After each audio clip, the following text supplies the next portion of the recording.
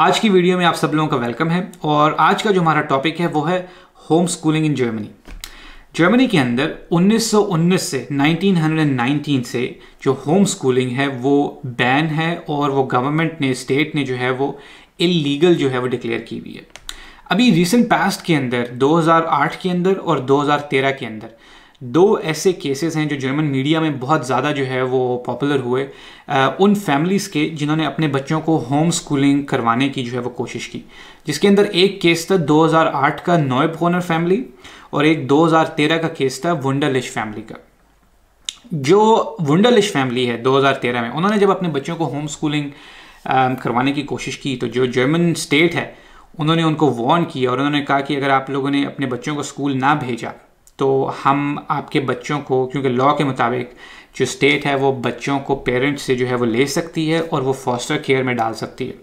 तो उन्होंने उनकी बात नहीं मानी और जो जर्मन स्टेट है उन्होंने खुद इंटरव्यू में कहा, जो वुंडरलिश फैमिली हैं उन्होंने बताया कि 40 जो जर्मन पुलिस ऑफिशियल्स हैं और लॉ इन्फोर्समेंट अथॉरिटीज़ के लोग हैं वो उनके घर आए और वो उनके बच्चों को ले गए और 3 हफ्ते तक उन्होंने उनके बच्चों को जो है वो फॉस्टर केयर में रखा और स्कूल भेजा। तो उसके बाद उन्होंने वो बच्चों को वापस छोड़ा फैमिली के लिए। जब फैमिली ने एग्री किया, उनके साथ डील की कि अब हम अपने बच्चों को जो है वो स्कूल भेजेंगे, तब जाके उन्होंने उनके बच्चों को छोड़ा। और उसके बाद जो वुंडरलिश फैमिली है उन्होंने एक्चुअली केस किया जो यूरोपियन ह्यूमन राइट्स कोर्ट है उसके अंदर जाके कि हमारे बच्चों को अलाउ होनी चाहिए, और जो जर्मन स्टेट है उन्होंने ये ठीक काम नहीं किया। तो जो जर्मन स्टेट है वो ये केस जीत गई और यूरोपियन जो हाई कोर्ट ऑफ जस्टिस है ह्यूमन राइट्स है उन्होंने ये अनाउंस किया कि जर्मन कोर्ट, जो जर्मन गवर्नमेंट है, जो जर्मन स्टेट है उसका ये बिल्कुल ठीक डिसीजन था और ये इलीगल है जर्मनी में, कॉन्स्टिट्यूशन के अंदर है। तो अगर आप ये फॉलो नहीं करेंगे तो ये फिर उसके अगेंस्ट एक्शन लेंगे। और बहुत बाद में उन्होंने ये भी सू किया कि 3 हफ्ते के लिए उन्होंने हमारे बच्चों को हमसे दूर रखा फॉस्टर केयर में, तो वो केस भी वो लोग हार गए। तो ये तो एक केस हुआ। दूसरा जो केस था जो 2008 में हुआ नॉयब्रोनर फैमिली का, उस केस के अंदर यूँ हुआ था कि उसमें भी जो फैमिली थी उन्होंने उनको होम स्कूलिंग करना शुरू की। 2005 से उन्होंने शुरू की, 2008 में ये ज़्यादा प्रोमिनेंट हुआ केस। और जब गवर्नमेंट ने उनको मना किया इसके ऊपर तो वो जर्मनी छोड़ के फ्रांस चले गए। और क्योंकि फ्रांस में जो होम स्कूलिंग है वो लीगल है और भी दुनिया के बहुत सारे मुल्कों में, और वो फ्रांस चले गए और वहाँ पे जाके उन्होंने होम स्कूलिंग शुरू कर दी। लेकिन जब वो वापस आए तो ये काफ़ी ज़्यादा उन्होंने भी एक इसके ऊपर जो है वो मूवमेंट शुरू कर दी, आप कह लें, ये केस गवर्नमेंट के ऊपर बिल्डअप कर दिया कि ये नहीं अलाउ होना चाहिए। और मुख्तलिफ ऑर्गेनाइजेशंस की तरफ से उन्होंने अपील की कि ये हमारा राइट होना चाहिए कि जब हम जर्मनी में रहें तो हम अपने बच्चों को होम स्कूलिंग कर सकें, लेकिन वो भी स्टेट ने अलाउ नहीं किया। और उस फैमिली के जो बच्चा है जिसको 2005 में उन्होंने होम स्कूलिंग की थी वो अब आई थिंक मिड-20s में, और उस बच्चे ने भी एक इंटरव्यू दिया और उसने भी ये कहा इंटरव्यू में कि मेरा जो चाइल्डहुड है वो बहुत ही अच्छा गुजरा और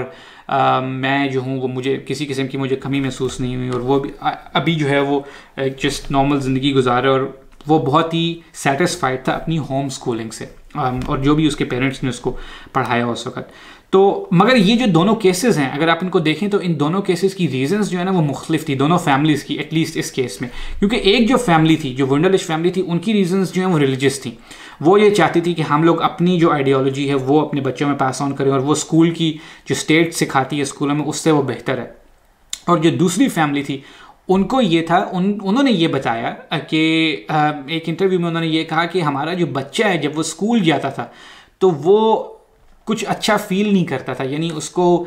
वो डिप्रेस सा फील करता था या उसको कोई स्टमक में पेन होती थी या इस तरह की उन्होंने कुछ चीज़ बताई कि वो अनकंफर्टेबल फील करता था। तो जब भी हॉलीडेज़ होती थी तब वो ऐसा नहीं होता था, यानी जब वो घर में होता था तो हमने उसको जो है वो घर में पढ़ाना शुरू कर दिया और हमारे ख्याल से ये बेहतर सिस्टम है और बच्चा भी इसमें खुश था।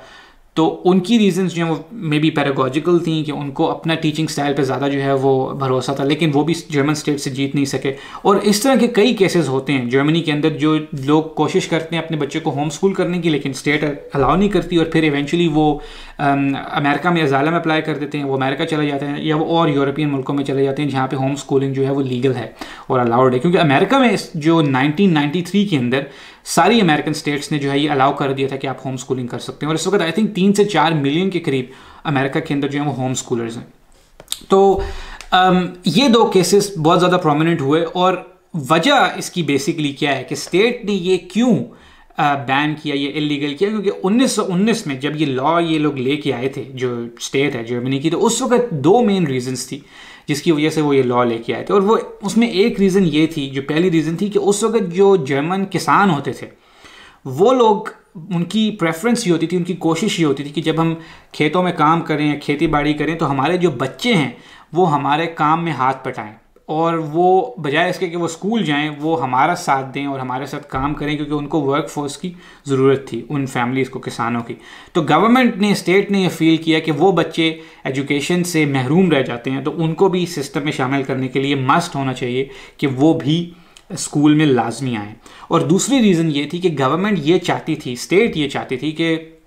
जो जर्मनी के अंदर सोशल क्लासेस हैं सारी वो मिक्स हों, क्योंकि आपको पता है कि जो एजुकेशन है अभी भी जो डेवलपिंग कंट्रीज़ हैं वहाँ पे अच्छी एजुकेशन जो है वो एक लग्जरी।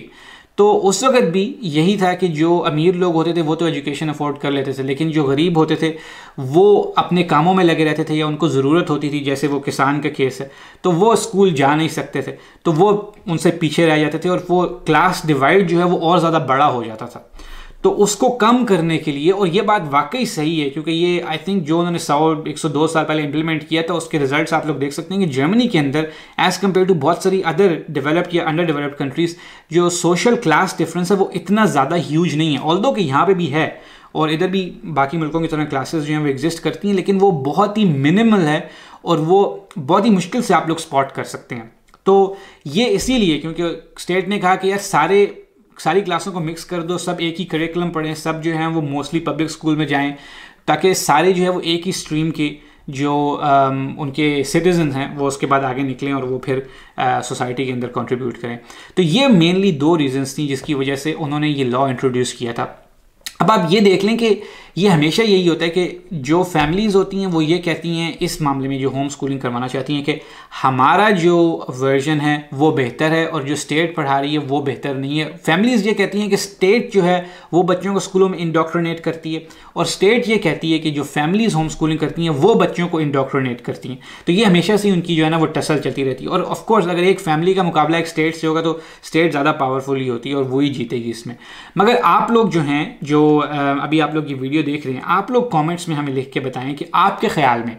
होम स्कूलिंग जो है वो लीगल होनी चाहिए या वो इलीगल होनी चाहिए, और क्यों वो लीगल या इलीगल होनी चाहिए, और किसको ये कंट्रोल होना चाहिए। पेरेंट्स को ये कंट्रोल होना चाहिए कि क्या वो अपने बच्चों को स्कूल करें, या स्टेट को ये कंट्रोल होना चाहिए। तो आप लोग कमेंट्स में जो है वो ज़रूर ये शेयर करें।